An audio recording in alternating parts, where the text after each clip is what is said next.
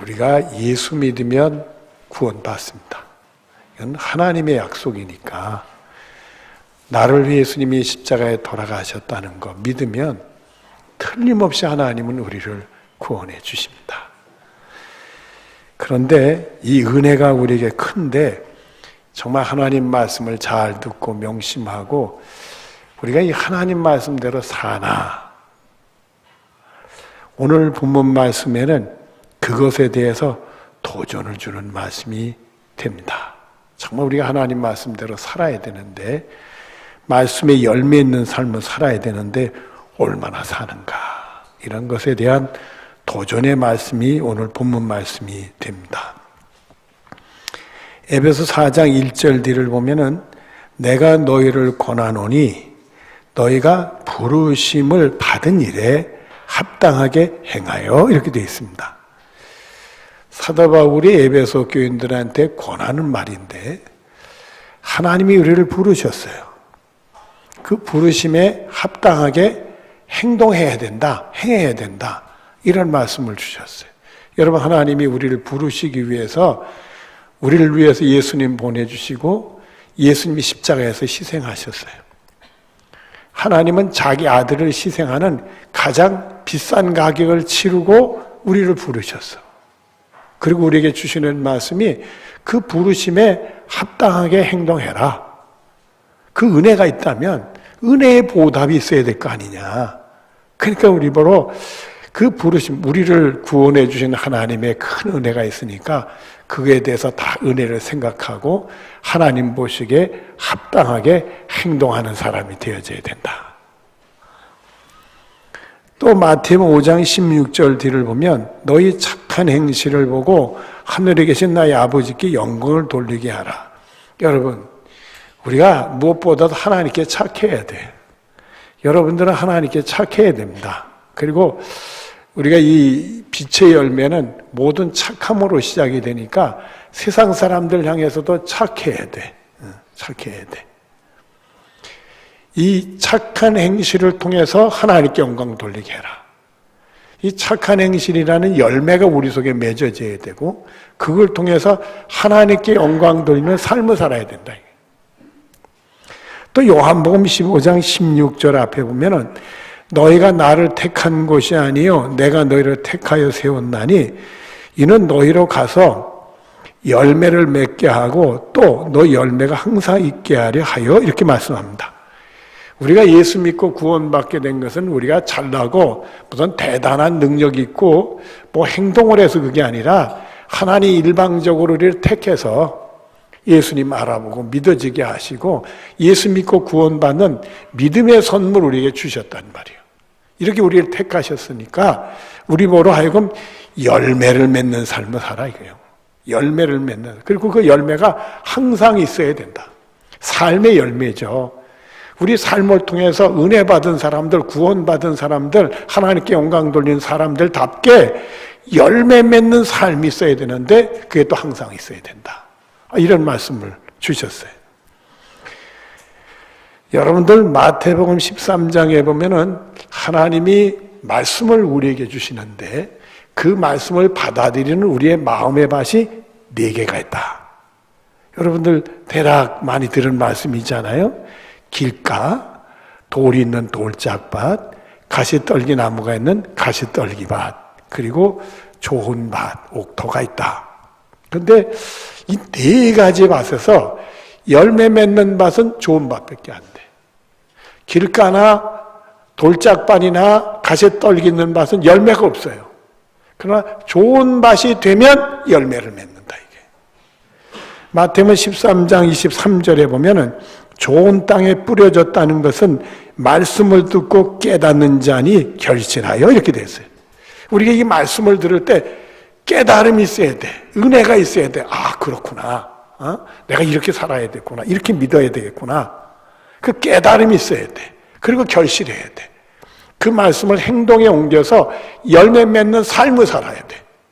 그리고 주시는 말씀이 어떤 것은 100배, 어떤 것은 60배, 어떤 것은 30배가 되었느니라 하시니라. 이 열매는 풍성하게 맺어야 된다. 이게.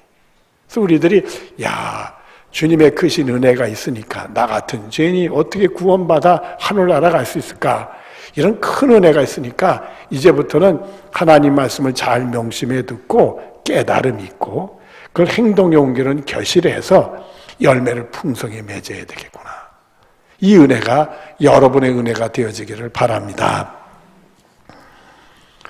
오늘 본문 19절 앞을 보도록 하겠습니다. 그러므로 누구든지 이 계명 중에 하나님 말씀 중에 지극히 작은 것 하나라도 뭐한다? 버려서는 안 된다 이거지. 하나님 말씀은 지극히 작은 거라도 하나라도 버려서는 안 된다 이거요. 절대 버려서는 안 된다 이거예요. 로마서 5장 19절 뒤를 보면 율법의 1.1획도 결코 없어지지 아니고 다 이루리라. 하나님 말씀은 결코 없어지지 아니고 다 이룬다는데 우리가 버리면 되겠냐 이거예요. 이건 작구나. 이건 크구나. 이건 중요하구나. 이건 덜 중요하구나. 내 맘대로 버려서는 안 된다 이거예요. 버려서는. 하나도 버려서는 안 된다. 하나님 말씀은 꼭 이루어지는 말씀이라고 하나님 우리에게 명심의 약속을 주셨어요.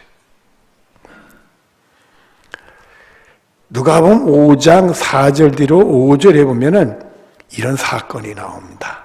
시몬에게 이르되 예수님이 베드로에게 주시는 말씀입니다. 깊은 데로 가서 그물을 내려 고기를 잡아라. 우리가 아는 말씀이죠. 베드로에게 깊은 곳에 가서 그물을 내려 고기를 잡아라.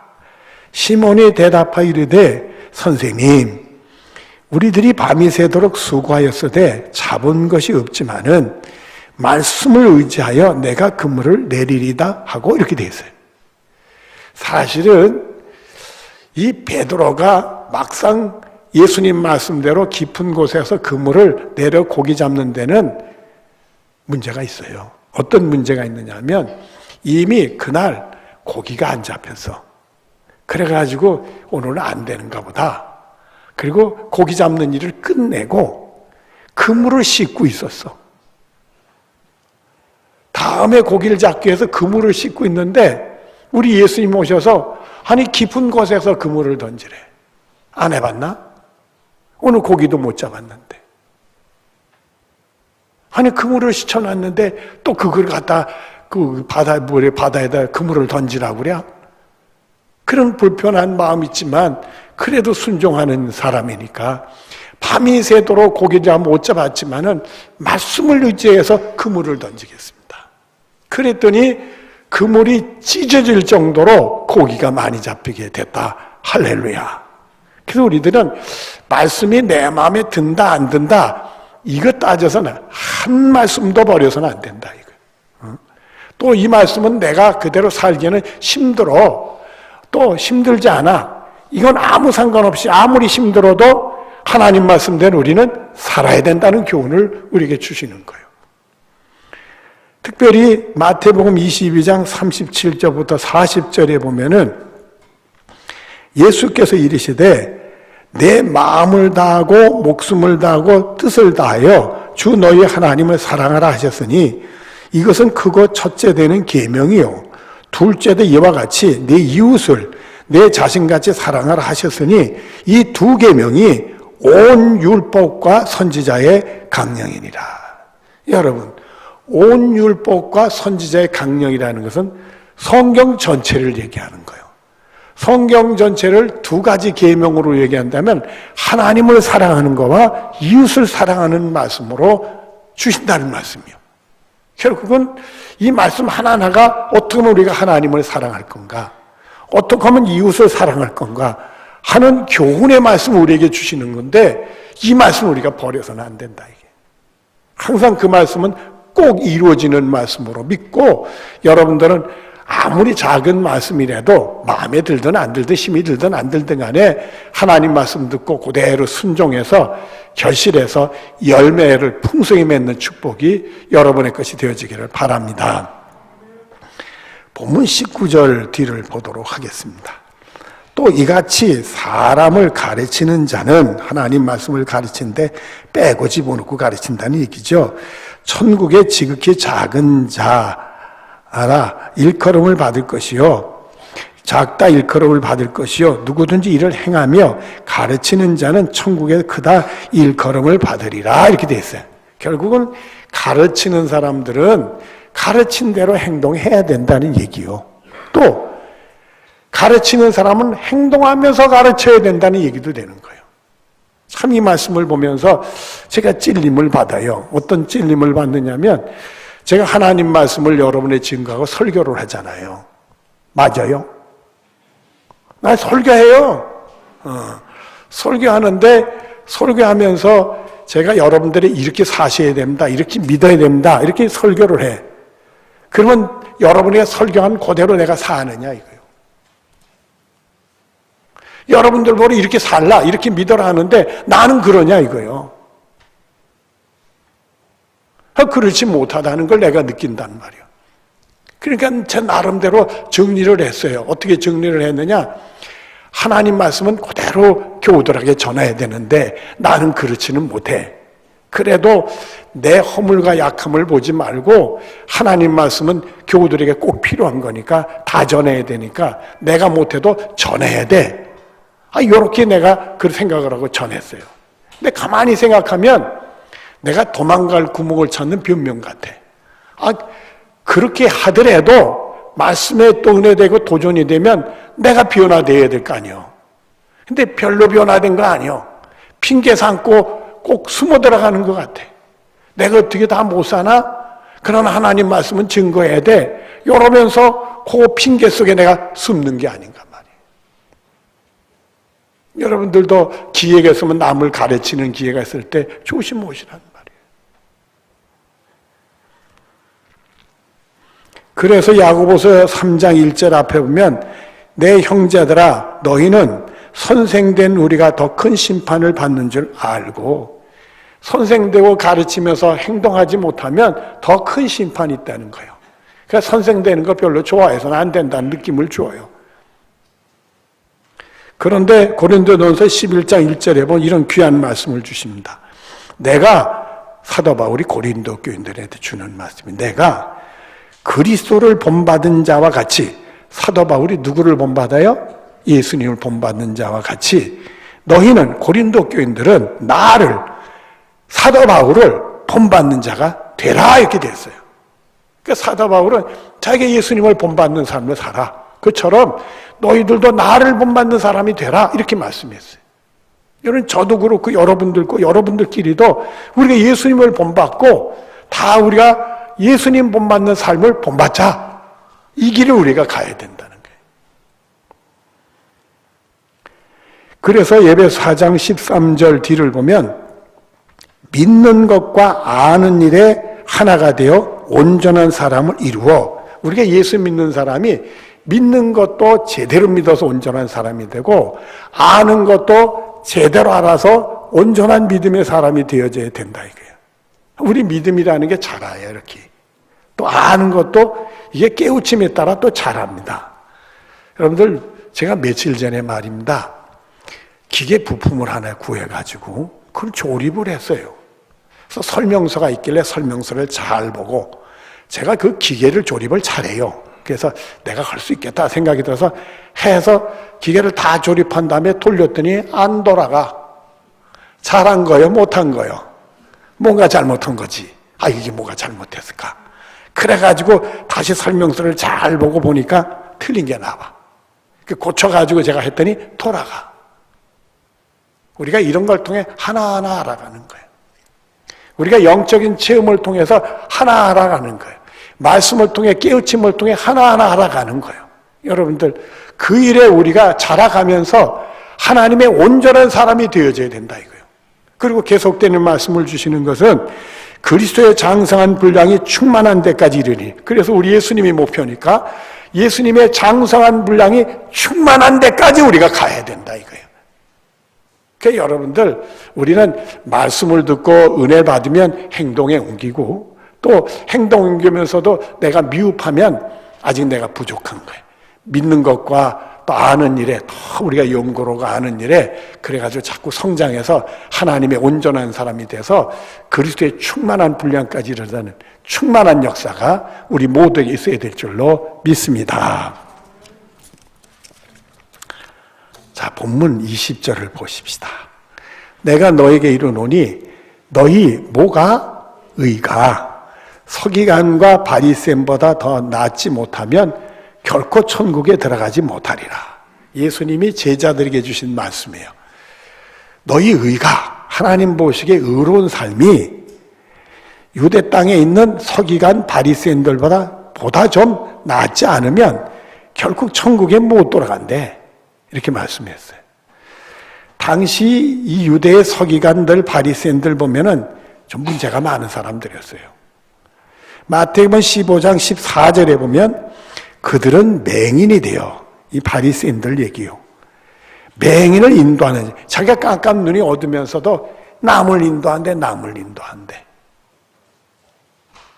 참 이 양반들이 영적으로 맹인이 돼버렸어요.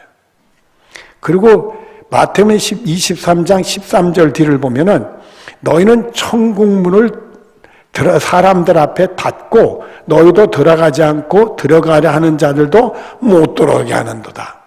완전히 영적으로 눈이 어두워서 무지가 돼서 맹인이 되니까, 그리고 남을 인도하다 보니까 자기들은 천국문을 닫아놓고는 자기들도 안 돼, 남도 못 들어가 못쓸 짓을 하는 사람들이 됐다는 거예요.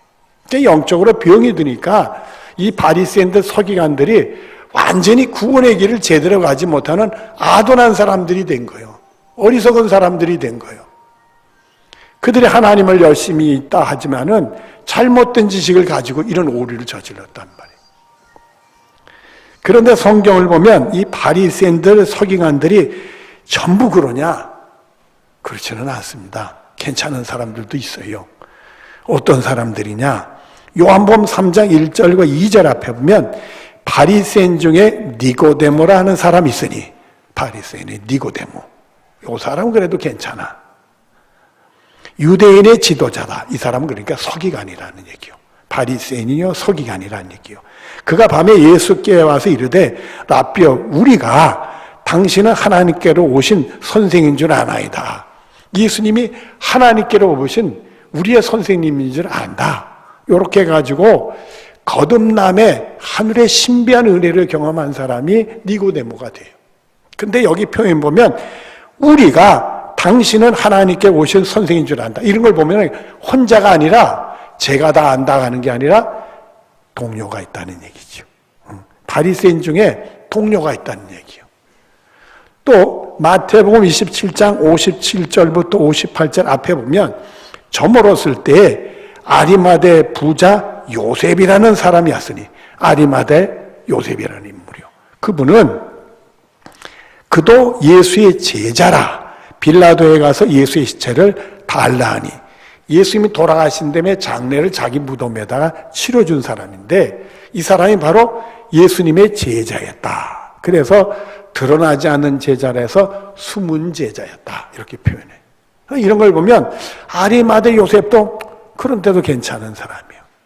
근데 놀라운 일이 사도행전 5장 34절 45절에 나옵니다. 어떤 인물이 나오느냐 하면 바리새인 가말리엘이라는 인물이 나와요.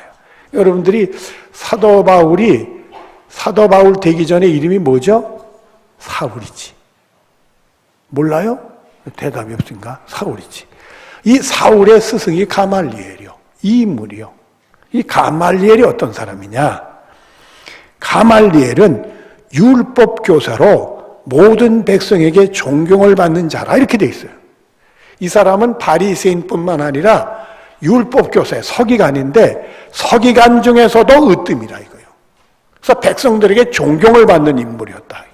어떤 식으로 했길래 존경을 받느냐? 그 다음에 이런 말을 합니다. 공회 중에 일어나 사도 바울이 예수님을 막 부활하시자 증거하니까 막 잡아들여서 재판을 하려고 그랬어요. 근데 그 공회 중에서 이 가말리엘이 일어났어요. 일어나서 명하여 사도들을 잠깐 밖에 나가요. 사도들을 잠깐 피신시켜 놓고 무슨 말을 하느냐? 말하되 이스라엘 사람들아, 너희가 이 사람들에게 대하여 어떻게 하려는지 조심하라. 지금은 심한 박해를 가하려고 하는데 이 가말리엘이 일어나서 조심해라. 이런 말을 해요. 그리고는 5장 39절에 또 무슨 말을 하느냐? 만일 하나님께로부터 왔으면 났으면 너희가 그들을 무너뜨릴 수 없겠고, 이 사도들이 하는 일이 하나님께로부터 왔다면 너희들이 아무리 박해를 한다고 해도 무너지지 않는다, 이런 말을 하고, 그 다음에 또 무슨 말씀했느냐, 도리어 하나님을 대적하는 자가 될까 하노라 하고, 오히려 사도들을 핍박하고 박해하고 감옥에 집어넣고 이런 못쓸 짓을 하면, 잘못하면 하나님을 대적하는 사람들이 될 수 있다, 이게. 그래서 사도 바울뿐에 사도들이 석방당하는 은혜를 경험하게 돼요. 참, 이 사람 보면 인품이라든지 예수님을 안 믿지만 그 하나님에 대한 자세가 훌륭하다 생각이 들어. 근데 예수님 말씀이 이런 서기관과 바리새인들보다 더 낫지 않으면 천국에 못 간대. 제가요, 몇 달 전에 TV에 예루살렘에 대한 얘기가 나와요. 눈이 번쩍 떠가지고 그걸 잘 보니까 거기에 한국 사람이 나오는데 그 가이드가 나와요. 가이드가 나오는데 이 사람은 예루살렘 대학의 교수를 하는 한국 사람이에요. 이 사람이 거기 예루살렘에는 라비 학교, 지금 말하면 바리새인 서기관들을 양성하는 학교, 그 학교를 찾아갔어. 그 학교를 찾아가서 거기는 교장이라고 얘기하더라고요. 그 교장님하고 인터뷰를 하는 내용이 나와. 아주 충격을 받았어. 인터뷰를 하는데 그 한국인 그 교수님이 물어보면 그 교장이 답을 해. 근데 그 주위에 공부하는 학생들이 구름같이 몰려서 포위를 하고 있어.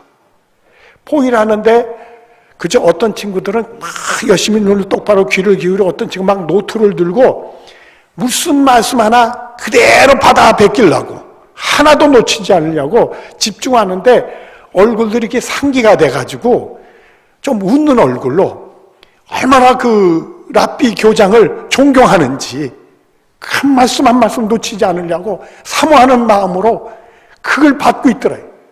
충격을 받았어. 그렇게 사람들에게 존경을 받는 사람들이 서기관이란 말이에요, 여러분들. 그 사람들보다 낫지 아니하면 천국에 들어가지 못한다, 이거요. 이 일을 어떻게 하느냐 말이에요. 성경에 나오는 바리새인 서기관들의 실수를 보고 우리는 그들을 얕잡아 볼 수 있는데 뚜껑을 열면 그렇지 않은 부분이 많아.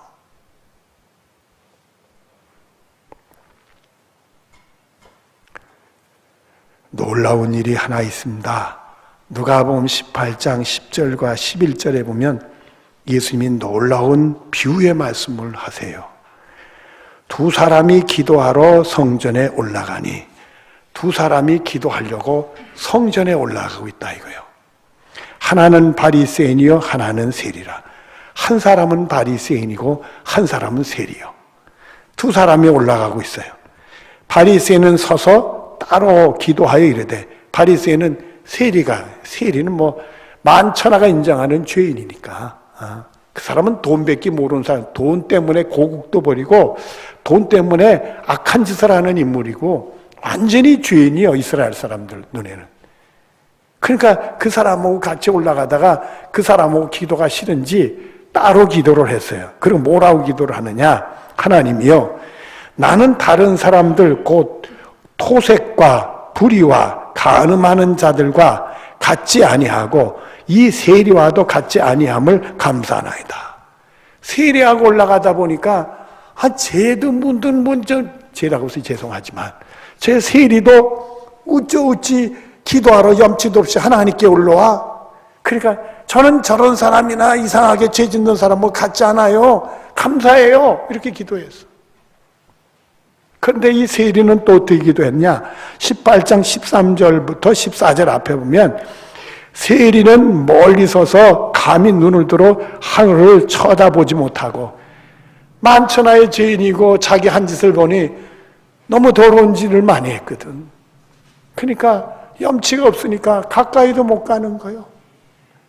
그리고 부끄러우니까 눈을 들어 하늘도 못 보는 거예요. 그리고 그 다음 말씀이 이런 말씀이 납니다. 다만 가슴을 치밀어. 자기 가슴을 치는 거예요. 하나님, 나는 죄 짓고 싶지 않았어요. 그러나 내 삶의 형편이 이루지 못해 내가 죄인이 되고 세리가 됐어요.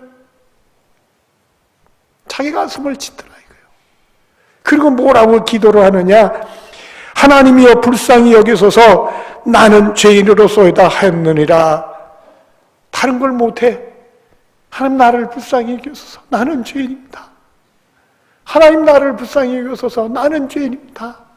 이렇게 기도했다 이거예요.